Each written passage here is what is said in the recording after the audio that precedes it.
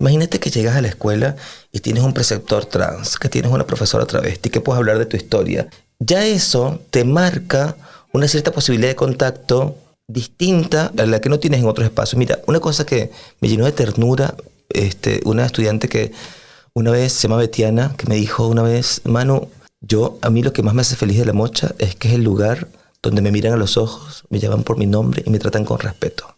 Que la escuela sea eso, significa que esa escuela es un refugio, es un lugar al que yo quiero volver. Identidad, género, diversidad, reivindicación, ley, democracia, reparación, deuda, travesti trans.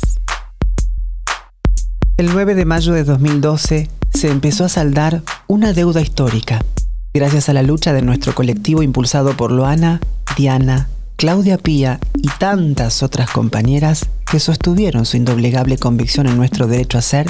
Se sancionó la Ley 26.743 de Identidad de Género. A 10 años de aquel hecho que puso en cuestión la cis heteronorma y el binarismo, nos preguntamos, ¿cómo fue la construcción de esta ley en las calles? ¿Qué redes se tejieron en ese proceso? ¿Cómo impactó en nuestras vidas? ¿Y con qué desafíos nos encontramos una década después? Mi nombre es Diana Surco y esto es Identidad de Género, un podcast de Feminacida. Hoy nos encontramos con Manu Mireles, secretaria general de la Asociación Civil Mocha Celis, docente en la Universidad de Buenos Aires y en la Universidad de 3 de Febrero, para preguntarnos ¿cómo impactó la Ley de Identidad de Género en el ámbito de la educación? ¿Cómo se vincula esta sanción con la historia de la mocha?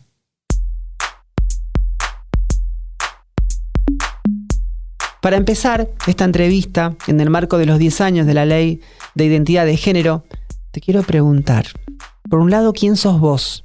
¿Y qué es la Mocha Celis? Qué pregunta maravillosa. Yo soy una persona que nunca se ha acomodado demasiado a los rótulos y a los estereotipos. Una persona que siempre ha tenido un poco de incomodidad con las ideas que se estancan, ¿no? Así que, bueno, soy una persona que he querido siempre pintar con colores todo. Soy una docente, soy activista. Creo que una de las cosas que más me define hoy en día es decirte que soy una persona trans y soy activista. Son las dos personas, las dos partes de mi identidad que me fundamentan, digamos, ¿no? Como ser humano. Y la mocha es uno de mis grandes amores. La mocha es el primer bachillerato popular travesti trans del mundo y de Argentina, particularmente. La mocha existe hace 11 años, y te digo esto porque pensemos que la mocha arrancó un año antes de que se aprobara la Ley de Identidad de Género. Es decir, pensemos que ya nosotros, desde antes de la aprobación de la ley, ya estábamos trabajando en territorio con este proyecto educativo que básicamente surge del trabajo de la militancia de más de 30 años del colectivo travesti trans y las organizaciones de derechos del colectivo LGTBIQ+. No fue que un día dos personas dijeron, vamos a hacer, ¿qué podemos hacer? Bueno, no, fue mucho trabajo, mucho esfuerzo, y es un proyecto que desde que comenzó se supo como básicamente con la necesidad de pensar la educación desde otro lugar. Una educación que sea del colectivo para el colectivo, una educación en la que nuestras historias de vida, nuestros relatos y nosotros y nosotres hagamos parte del espacio de forma integral. Entonces, estamos pensando en un espacio que está atravesado por la perspectiva de derechos humanos, la perspectiva de género y diversidad sexual y la perspectiva de educación sexual integral no binaria. Así que, así comienza. Hoy en día somos una asociación civil. Ya tenemos 11 años. Bachi es un proyecto de los que llevamos adelante. También tenemos una escuela popular de géneros y diversidad, un área de empleo trans, tenemos un área de acceso a derechos, tenemos la Biblioteca Popular Loana Berkins. En definitiva, hemos ido creciendo. Tenemos el TG Solidario que se creó en la pandemia. Pasamos de tener 8 o 12 estudiantes cuando la mocha comenzaba a este año tener una matrícula de 300 personas estudiando en la mocha. llegamos a poder acompañar a más de 1.500 personas travestis, trans y no binarias durante la pandemia. Y te cuento esto con una profunda sensación de alegría que me genera pensar la política desde las bases territoriales. Pensar en la garantía de la justicia social desde la mirada travesti trans. Pensar en el transfeminismo. Pensar en justamente una pedagogía, una forma de vincularnos, una forma de hacer política situada en nuestra vivencia y en nuestra experiencia. Yo creo que ahí tenemos un terreno fértil para seguir pensando y para seguir sembrando saberes, ¿no? Manu, hiciste un poco una reseña, ¿no?, del Mocha en tan solo 11 añitos, que no son 11 añitos solamente. ¿Querés contarnos, el Mocha se está por mudar? ¿O se está mudando ahora? Sí, en este momento estamos en un momento bisagra, porque con la pandemia crecimos institucionalmente, nos constituimos como asociación civil, eso significa un montón de alianzas y proyectos, de convenios, de visibilidad y bueno, en tanto esto, responsabilidad y compromiso. Y por otra, el amor de que crezca la familia. O sea, en total están cursando 300 personas trans, no binarias, no binarias. Sí, la gran mayoría, nuestro espacio no es un espacio exclusivo. O sea, sí. Sí. No todas las personas son travestis, trans y no binarias, pero alrededor del 60% de los estudiantes, un poco más, somos todas personas travestis, trans y no binarias. Yo no puedo evitar pensar lo que a mí me habría cambiado la vida, poder tener referencias en las que yo pudiera mirarme. O sea, no sentir que tenía que esconderme, que estaba mal, que yo era un error. Y tener hoy un lugar en el que nos podemos abrazar en comunidad, porque la comunidad acá es fundamental para hablar de identidad, para hablar de educación popular, para hablar de derechos humanos. Tenemos que pensar siempre en una mirada colectiva, porque esa mirada colectiva que nos legitima, que nos da amor, es la mirada con la que se puede construir en definitiva. Digo, la identidad tiene que ver obviamente con un registro personal, la identidad de género también, pero se construye a partir de una mirada colectiva, ¿no? Entonces yo creo que poder tensionar estas cosas y estar en un lugar que habitemos todas, porque vos sabés cómo es la movida. Digo, la vivencia travesti es diversa, hay un montón de formas de vivirlo. Yo recuerdo, un poco pensando en esto que me decías antes, que cuando yo comencé mi transición social, digamos, muchas compañeras trans, sobre todo travestis, me decían, pero es un loco, porque ¿cómo te dejas la barba? Pero nena, sacate esto y ponete aquello. ¿Pero cuándo las tetas? Porque claro, pensemos que venimos de una lógica y de un mandato que incluso en la vivencia de lo trans nos impulsaba exclusivamente lo binario. Mira, y recuerdo cuando comenzó la ley, una estudiante, hicimos como varias que nos íbamos a cambiar el documento. Y una, recuerdo que ya estábamos con una particular y cuando nos fuimos a hacer una nueva foto del DNI, el que hacía la foto del DNI le dijo, pero vos querés ser mujer y venís con barba. ¿Cómo es esto? Afeitate bien, maquillate un poco. Le decía al del DNI. Y yo no podía evitar pensar, ¿qué onda? Que hay bueno, soy travesti, este es mi cuerpo. Calzo esto, tengo esta voz, soy no binaria, tengo este cuerpo, como todo lo que falta en el sistema educativo y lo central que es pensar en el sistema educativo como un espacio de socialización, pero también como un espacio en el que justamente garantiza incluso la existencia de muchas personas. Si una escuela, si un grupo docente abraza y contiene, acompaña y valora a una persona travesti, trans, no binaria, o cualquier parte de la disidencia sexual, le está salvando la vida a esa persona. Libertad. Voces. Perseverancia. Memoria. En pocas líneas, para quien no saben o no conocieron quién fue Mocha, luego de eso contame cómo surgió precisamente, algo ya nos comentaste, pero si tenés que definirlo en cortas líneas, ¿quién fue la Mocha y cómo surgió precisamente esta escuela? La Mocha fue una travesti tucumana, afroargentina, que conocimos gracias a Loana. Fue asesinada por la policía en una situación que nunca fue totalmente esclarecida. Y una de las cosas que nos contaba Loana es que cuando estaban las compañeras en el calabozo, la Mocha como que no sabía tan bien leer y escribir todavía, ¿no? Nos decía Loana. Y decía que ella le decía a las compañeras, enséñenle a la Mocha, y ojo acá, oído atento, enséñenle a la Mocha como que ella no se sienta menos. Y eso es una parte del corazón de la educación popular. Cuando yo te miro con la humanidad que te mira un par, te estoy legitimando la existencia. No eres más, no eres menos. La educación popular, la educación crítica, la educación con perspectiva de género, por eso nos salva la vida. Así que imagínate la Mocha, travesti, ejerciendo la prostitución, tucumana, analfabeta, bueno, todo lo que queremos cambiar, resignificar. La Mocha surgió porque un grupo de estudiantes de carrera de comunicación, si no me equivoco, fueron a hablar con Loana y dijo, ¿ustedes quieren hacer algo? Hay que hacer un bachi. Y se pusieron eso a los hombros y decidieron comenzar a laburar. Y bueno, ahí con Marlene Guayar, con Diana Zacayán, con Loana Berkins, fue una gran alegría el compromiso de las compañeras que se cristaliza en un proyecto que tiene unas características que para mí son muy particulares, porque no es un proyecto del colectivo LGTB. Es una organización con una impronta bien travesti.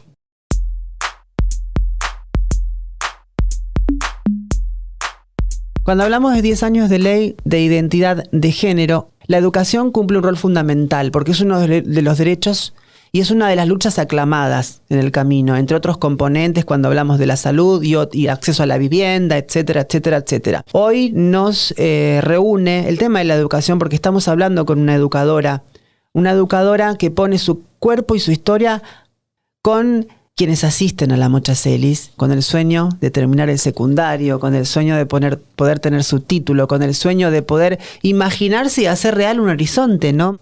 Qué lindo es pensar en un mañana también, ¿viste?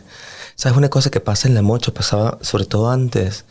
Cuando llegaba un estudiante, nos decía, le preguntaba, ¿y qué quieres hacer cuando te recibas? No, mira, no sé si voy a estar vivo la próxima semana.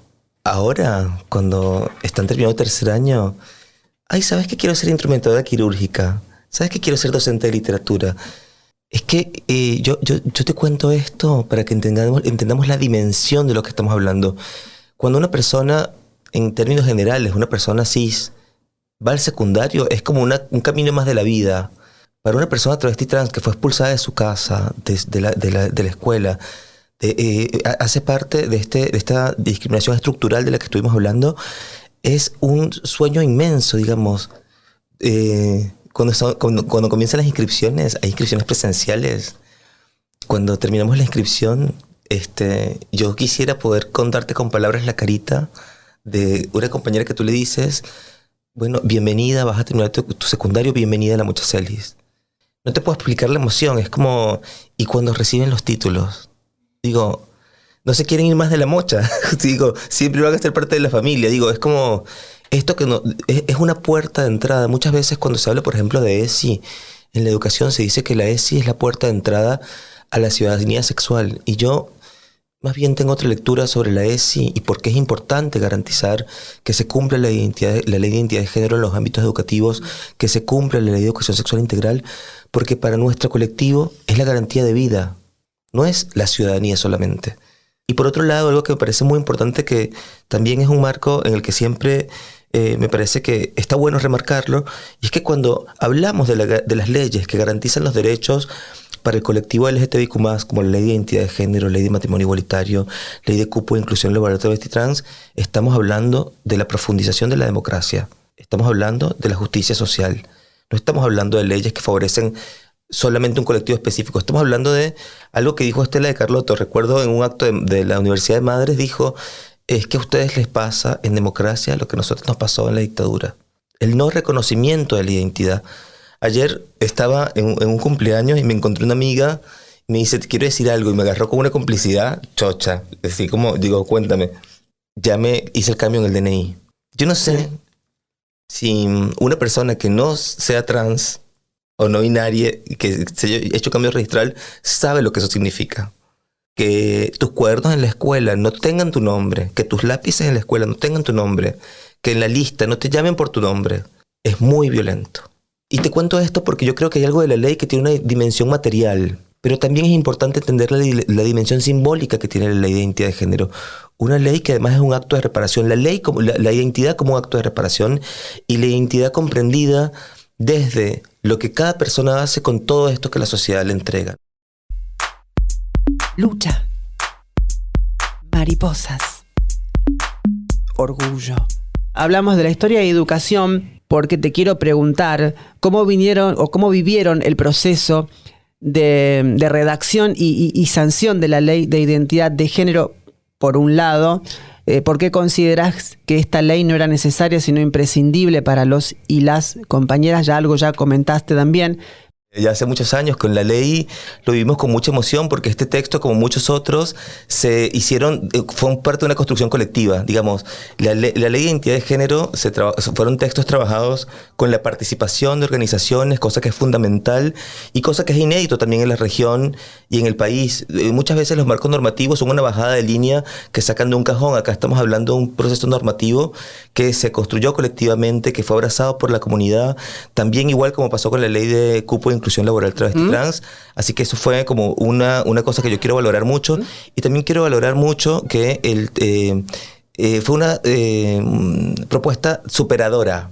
Entonces, que todo esto quede expresado de una forma tan abierta. Y yo algo que quiero decir, que es muy importante, que es que la ley de identidad de género es una ley totalmente abierta, en el sentido de que mucha gente piensa que genera categorías de trans. No pasa por ahí. Si leemos el texto de la ley, dice el género es la autopercepción y nada más. Digo, es para mí lo más hermoso que puede haber, y abre un montón de posibilidades de derechos. Yo recuerdo que ese día estábamos en el Congreso. Yo he llorado mucho en esa plaza, de felicidad. Y me alegra decir que he llorado de felicidad en la Plaza del Congreso. Y ahora recuerdo particularmente 3 veces que lloré mucho. Fue el día de la ley de identidad de género, el día que se aprobó la interrupción asistida del embarazo y el día de la ley de cupo laboral travesti trans. Era porque a pesar de ser una persona soñadora y optimista, yo te confieso que no sé, nunca me imaginé igual que algunas cosas iban a pasar. Lo logramos, compañeras, compañeros. Pasaron 10 años de ese 9 de mayo de 2012. Muchas cosas cambiaron. Otras tantas siguen igual. Esta es una pregunta que la hacemos a todas, todos y todas las entrevistades. ¿Cómo ves hoy vos, Manu, la implementación de la ley? ¿Y qué cosas, si es que las hay, te parece que quedaron viejas o que sería necesario actualizar? Y te tiro otra más. ¿Qué otra legislación crees vos que hace falta? El texto de la ley para mí sigue funcionando muy bien. Creo que no es un texto que necesite actualización desde mi punto de vista personal. Yo creo que lo que estamos necesitando es la efectiva implementación. Nos falta muchísima formación en la administración pública, en los espacios educativos. Nos falta muchísima información para que se implemente.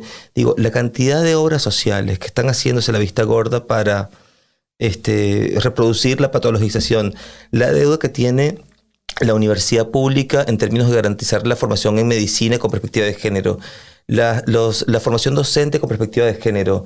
Digamos, lo que necesitamos es profundizar mucho más. Yo cuando pienso en la ley de identidad de género, no puedo evitar pensar también un poco en la ESI, que cumplió 15 años el año pasado y decían que tiene un 40% de implementación a nivel nacional. Yo decía, 15 años, pensar 40%. Que tiene, sí. Bueno, ¿cuántos años? Tenemos 10 años y nos falta un montón por hacer.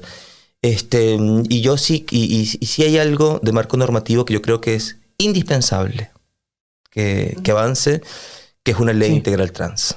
Claro. Creo que necesitamos una ley integral para acompañar de manera exhaustiva, integral, y garantizar la justicia social, una vez más, sin duda, de lo que significa la violencia estructural que hoy sigue reproduciéndose en contra del colectivo travesti trans. Nuestro colectivo todavía está atravesado por múltiples violencias y aún muchos derechos son vulnerados. ¿Cuál creen que desde la mocha, que es la deuda más grande que tiene el Estado con nosotras las personas trans? Yo creo que el Estado, la deuda más importante que tiene, para mí tiene que ver con la garantía de los derechos de forma integral. Digo, porque el Estado hasta ahora no se ha hecho cargo, bueno, ahora sí, y más el Estado argentino, pero en términos generales el Estado no se ha hecho responsable de cómo ha expulsado y ha discriminado a personas. Y yo creo que además hay algo fundamental, que es comprender que la diversidad no es un concepto nuevo, no es una cosa de ahora.